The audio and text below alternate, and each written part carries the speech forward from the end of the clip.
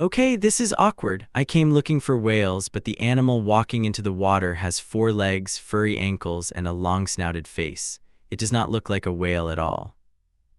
Yet roughly 50 million years later, the descendants of animals in this family would include dolphins, blue whales, and every other cetacean alive today. The biggest animals on Earth began with mammals that could still walk on land.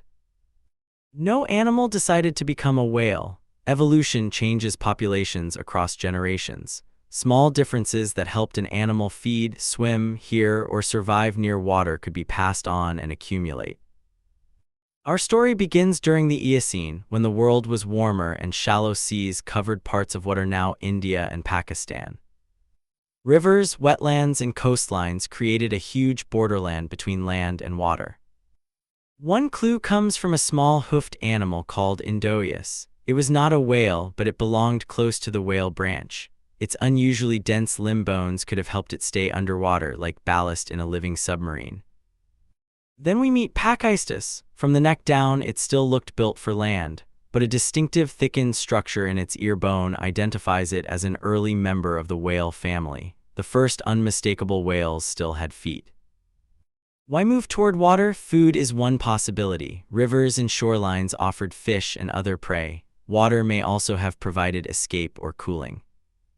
Fossils reveal what changed, but they cannot record one simple motive, and several pressures probably overlapped.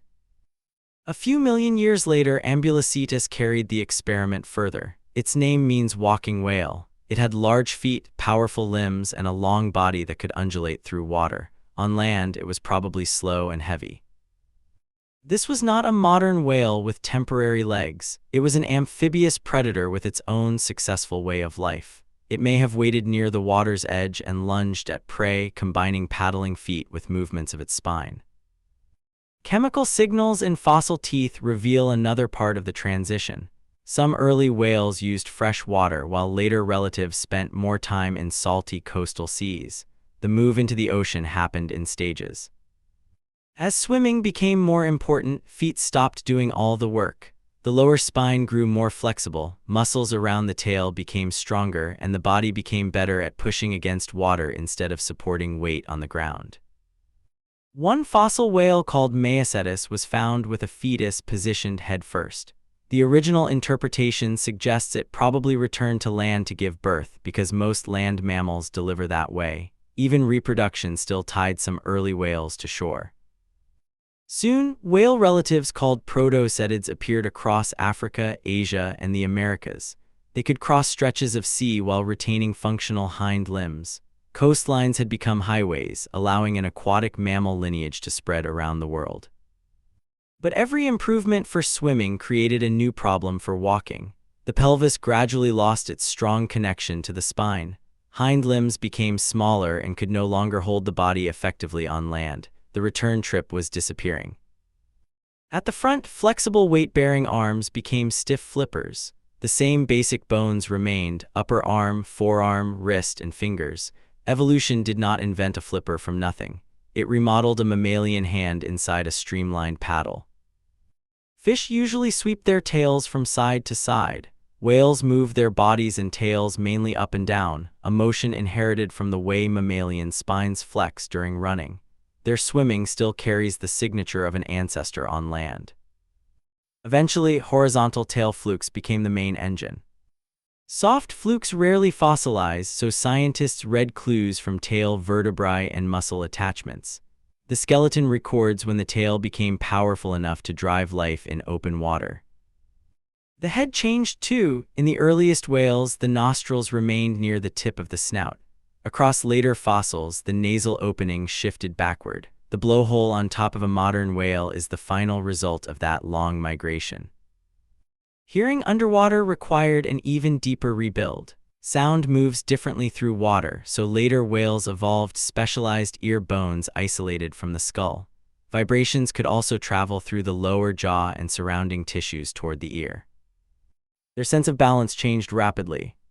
The semicircular canals of fully aquatic whales became unusually small, reducing sensitivity during fast body rotations. This sensory transformation may mark a point when agile swimming no longer worked with competent walking. By about 40 million years ago, whales such as Basilosaurus and Dorudon lived entirely at sea.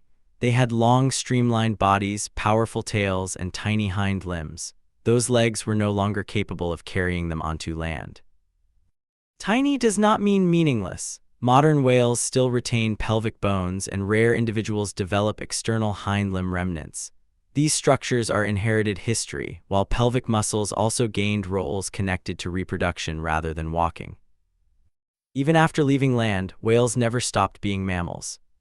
They breathe air with lungs, give birth to live young, nurse with milk, and must return to the surface. Their greatest ocean journey still ends with a breath from the atmosphere. Deep diving demanded new physiology. Modern whales store large amounts of oxygen in blood and muscle, slow their hearts, redirect circulation, and tolerate pressure changes that would injure us. These abilities accumulated after the first steps into water. Their outer bodies changed as well. Hair was reduced, skin became specialized, and thick blubber helped with insulation and energy storage. A smooth shape reduced drag, turning a four-legged body into one of nature's most efficient swimming forms. Much later, fully aquatic whales divided into two great living branches. Toothed whales evolved sophisticated echolocation, while baleen whales eventually filtered enormous quantities of small prey. Both innovations came long after whales had already abandoned land. The giants arrived surprisingly late. Changes in oceans, food supply, and feeding strategies eventually allowed some baleen whales to become larger than any dinosaur we have measured. So whales did not appear in one dramatic leap. Feet became paddles, spines became engines, nostrils traveled backward, ears learned a new world, and legs faded into hidden bones. Every whale surfacing today carries 50 million years of land inside its body.